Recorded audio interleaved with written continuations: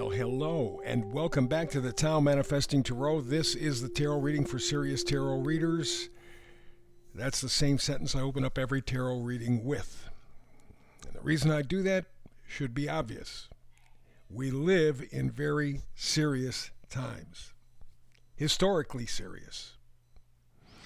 And so that being the case, I'm not going to give you the lollipops and rainbows and unicorn readings, because that's, as far as I'm concerned, what most of the tarot readings are. I've done tarot for over 20 years. Tarot is not a predictive tool. It is the science of potential. In other words, you have to resonate with the reading, and then you act on it. It doesn't mean a physical act. It could be mentally, spiritually, and physically, of course, certainly. But you have to engage with the frequency. That's why I keep my readings very simple. Just 5 cards. Just enough to get a frequency. A complex frequency. And then deliver it to you, the message to you, in a very clear, concise, precise, focused way. You know, I see tarot readers all the time do 20 cards, 30 cards, 40 cards. They don't know what the hell they're doing. Too many frequencies, too many tubs of slaw. Just complicates things, mixes things up. I want a clear reading. I have found that even though I have 5 cards here, there's really only 4 that I'm reading. The middle card is the oracle card. It kind of sets the tone for the reading. So it's really only 4 cards, pulled from 3 or 4 decks, depending on the day. So as I said, tarot is the science of potential. I've done astrology and numerology for over 50 years. And those are the sciences of prediction. Those, because they're the science of cycles. If you know the cycle, you can predict the energy. Not necessarily the event precisely, but the energy. For example, coming up July 4th, 2026, the United States will hit its 250th anniversary, if we survive. So, assuming that we do, coincidentally, in this year and a half, we have the final hit of Pluto coming to the exact same spot it was when we signed the Declaration of Independence. That's called a Pluto return. It takes 250 years, roughly, for Pluto to circle around and come back to its original spot. Coincidentally, we have our 250th anniversary coming up July 4th, 2026. So the energy involved in that signing of the Declaration of Independence is coming back, and you can feel it. There's a sense of that. Pluto is the planet of evolution. Uranus is revolution, and it's involved over the next year or so, because there's going to be 5 of the major planets changing signs. So yeah, Uranus is going to be involved in this thing. But what we're experiencing now is not simply revolution, Uranus inspired. We're also feeling Pluto, evolution. It's very painful, very slow. It's been going on the energy's been building for about 10 years or so. And we're coming to a culmination point. So when you get to numerology, when you get to astrology, they're the science of cycles. And yes, you need readers who keep the bullshit out. Too many readers get involved in the minutia, so that if you're not an astrological person, you get lost. The message is here not to masturbate my ego, so to speak. My ego's not here. I am here to help you. I am here to inspire you.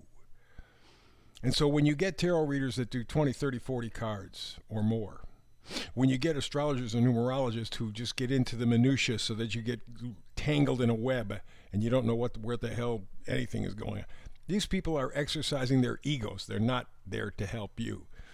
My job, keep it simple, keep it straight. Let's get to the point. These are serious times, so let's do some serious science of potential. So let's take a look at the 5 cards. Middle card, as I said, is the oracle card. It sets the mood for the reading, and it's serendipity. Yeah, serendipity. Things just kind of coming together. Number up in the upper right-hand corner is 18. 1 beginning, 8 is manifesting. 1 and 8 together equals a 9. Means you have the potential to manifest something brand new. Something that fits your spiritual imprint.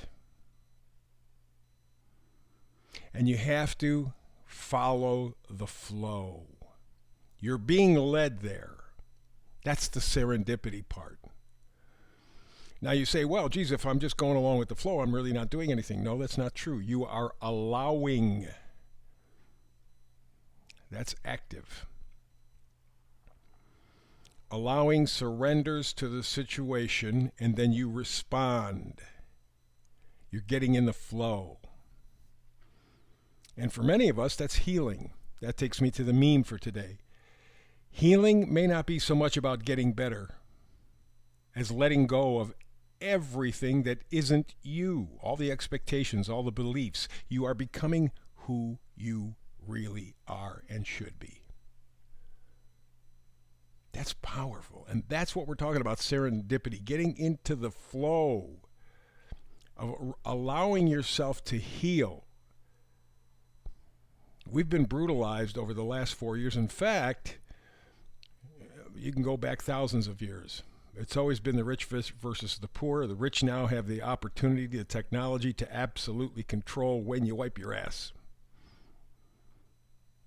They're ready to dictate every single aspect of your life. They know what you're doing every moment. They even want to get to where they're putting chips in your head so they even know what you're thinking and feeling. So there's been a lot of abuse on a societal basis. And to step forward, to move forward, we have to allow. So again, healing may not be so much as getting better as letting go of everything that isn't you, the expectations, the beliefs, the bullshit that was fed you. Now you're beginning to question. That puts you in the flow. It's like stepping into a fast-moving river. You can watch it, but you're not part of it. Step into the river, relax, and go with the river. It will take you to where you belong. You know inside, this doesn't feel right. Well, follow the flow. Let's go all the way to the left. Let's see what the cards are. 7 of Wands. Wands are positivity, excitement, enthusiasm, joy, gratitude. 7 of Wands is defiance. It's taking a stand.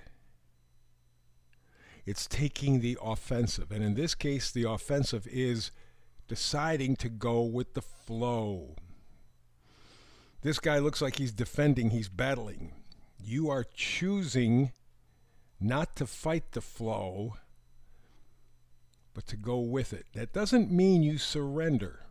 There's a big difference here. It means choosing an energy to follow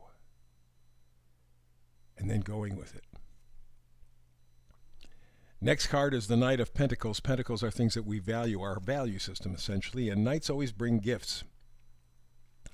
So this Knight of Pentacles is thorough, very practical, very realistic, or realistic as the case may be, I guess. English is my second language. Anyway, so what you're seeing here is somebody who is consistent but cautious. So again, it's the idea of surrendering to the energy that you want to see in your life and trusting it. Don't fight it. Trust it. You're being pulled in a certain direction. And that doesn't mean that you give in to the evil powers, the master puppeteers. That doesn't mean that at all. It means just the opposite. Find the frequency that fits you best, that suits you best, that makes you the best person you can be. Then go with the flow. Next card, we have the Two of Pentacles in reverse. You're making a decision about that right now. Which way do I go? How do I react to all this? We got a new administration in the United States, and there's a lot of hope, a lot of promise. I'm giving them to July 2nd, 2026, a year and a half from now. July 2nd, 2026. July 4th, 2026. That 4th of July is going to be special. 250 years of the birthday for the United States, and they got about 16, 17 months to take care of the middle class and the poor. To balance this democratic republic. But part of that is you deciding, how can I be the best I can be? You got to get in the flow. Find that frequency that you think satisfies your spirit, makes you the best person you can be, and then let go. And right now you are looking at the Two of Pentacles in reverse, saying you're looking at that value system. What is it? What am I going to have to value? Ask people in Los Angeles, or Maui, or Palestine, or Palestine, I think it's called in Ohio, or North Carolina. The stuff that you've been told to value can be taken away in a blink of an eye. It's gone. And you're not going to get any help. Now, what takes you through those times? Friendship, joy, happiness, love, companionship, friendship, positivity, peace. That should be your value system. And the final card is the Two of Wands. Again, just like the Two of Pentacles, Two of Wands is another decision. You are looking for what will make you resonate with you. Going back to the meme, healing may not be so much getting better as about letting go of everything that isn't you, all the expectations, all the beliefs, becoming who you really are meant to be. The best you can be. But to do that, you have to find that frequency that your soul is telling you about, nags at you, and then surrender to it. Go with the flow.